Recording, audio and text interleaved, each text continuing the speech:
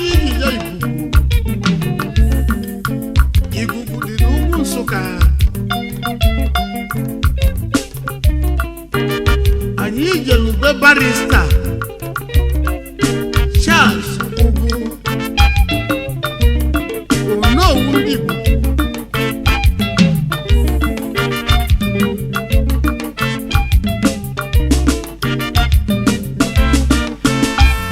Ojembe nwilo, ojembe nwilo, ebumo ojembe nwilo, ojembe nwilo, ebumo ojembe nwilo, ojembe nwilo, ebumo ojembe nwilo, ojembe nwilo.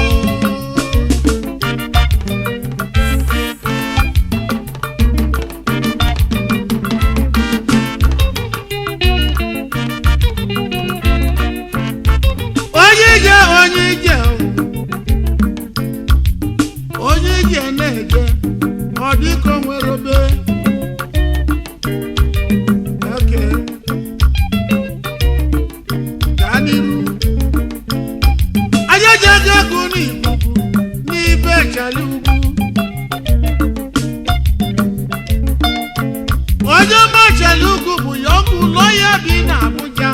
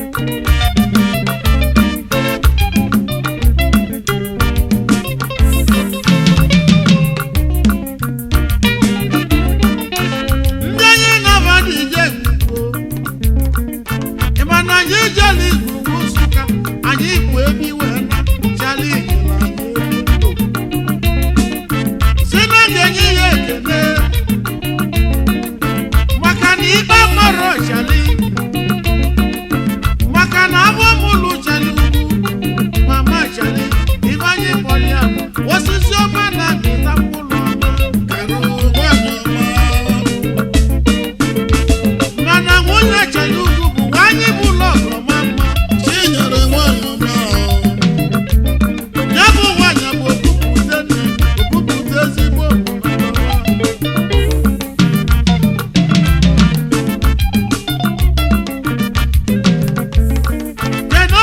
omelọrọ enyi kwọnwa omelọrọ bụ enyi kwọnwa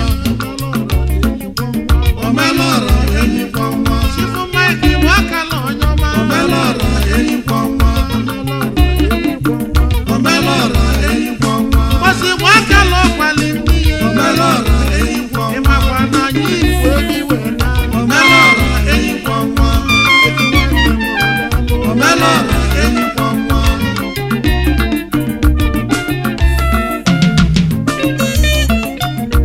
CC Ọkadigwe Mpakala Nteje ayaya wije onye ije na-eje asị na onye je jọlịrị ama asị agwarọ nga gwa onye jeje jọjọlị aja asị agwarọ nga ejene barista Chalubu oge abalị kenele mutiki wezama osimiri n'ọbụla afọ na anyị na-enye ekene o awọdị injinia o kenele mezoghị mụ Emeka Mama ide gburugburu anyị kene Emeka o ide gburugburu ezi nwa ide gburugburu igwe jee ọmama ide gburugburu oke nwa n'ụgba ike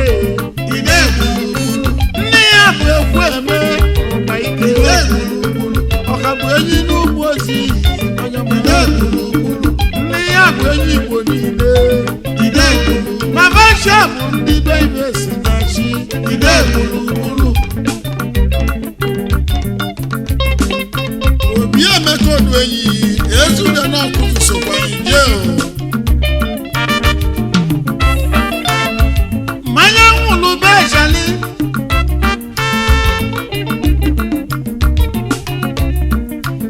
na ibe nlili be ejali ugwu ịma na ọ enwe m nlọzọ mana nke kasị nke bụ na anyị kelụ na akpụla ebi iwe na-adụ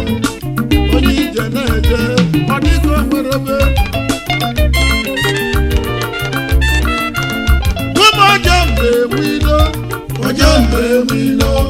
oje mgbe wilo oje mgbe wilo oje mgbe wilo